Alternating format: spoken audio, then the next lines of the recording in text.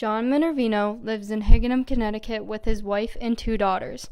John is an avid runner and is highly involved with the running community in Connecticut.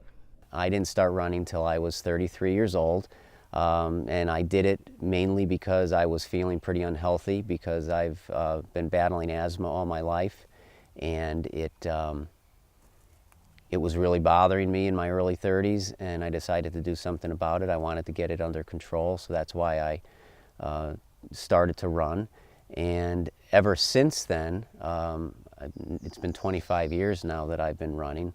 I don't want to stop doing it. It's a very healthy thing, and it keeps my asthma under control, and it makes me feel very healthy. Well, when I started running, I had a specific goal in mind, and that was to get healthier.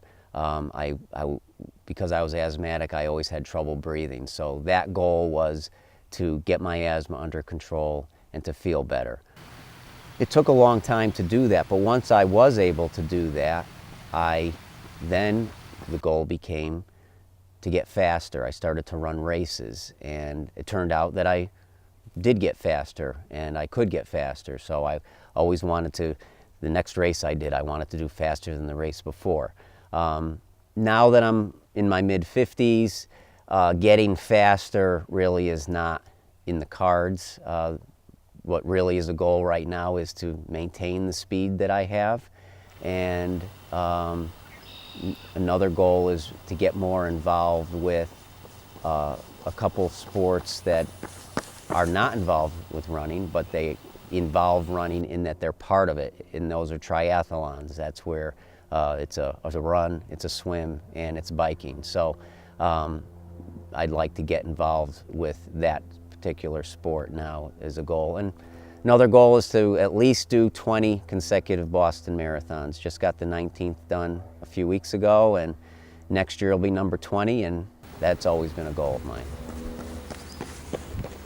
I've run in so many races and run thousands of miles outside of races that there are tons and tons of memories, but a few that kind of stick out in my mind is the first one is the first day that I actually went out for a run.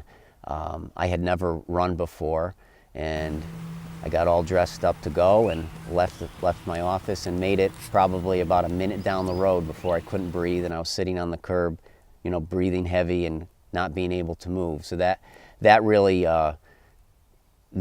sticks in my memory. And as time went on, that 1 minute became 5 minutes, which were 10, and then obviously going more and more and more miles to where I am today. Another memory is running up Mount Washington. It's a race that happens every year in June, and you start at the bottom on the auto road and you run less than 8 miles. It's actually 7.6 miles, but you go all the way up to the top, which is at 6,288 feet.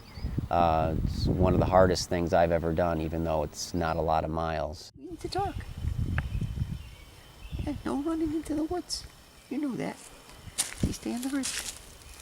Stay on the bridge, okay? Let's see what you do. Come on. Over down. This is Puff. She's one of our family members. She's 2 years old.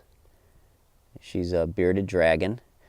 I was holding her during all these questions that you were asking me, so she's getting a little antsy there. That's why I was moving around.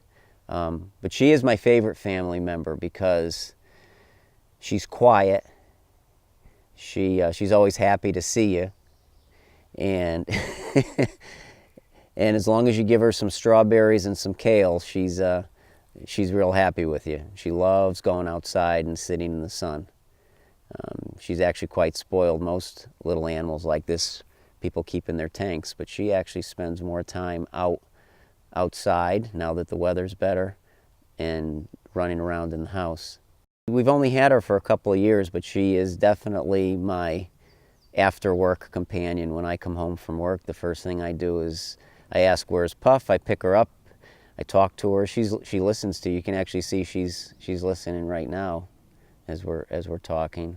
And Nice days, take her outside, try to feed her some dandelions and maybe some bugs.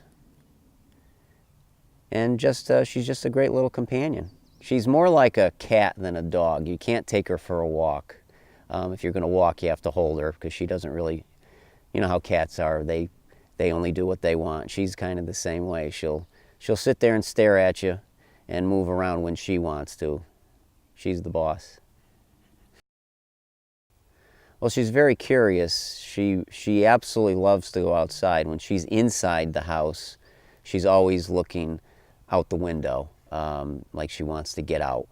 Unfortunately, during the wintertime, she's cold-blooded, so she can't go outside. Oh, she's getting an idea she wants to go somewhere now. But in the warmer weather, she can come out, and as you can see right now, she's deciding she's going to move. Keep her up here. Where are you going? Where are you going? You tired of sitting here in front of the camera? You've been a good girl. Well, maybe it's time to go find her some flowers to eat.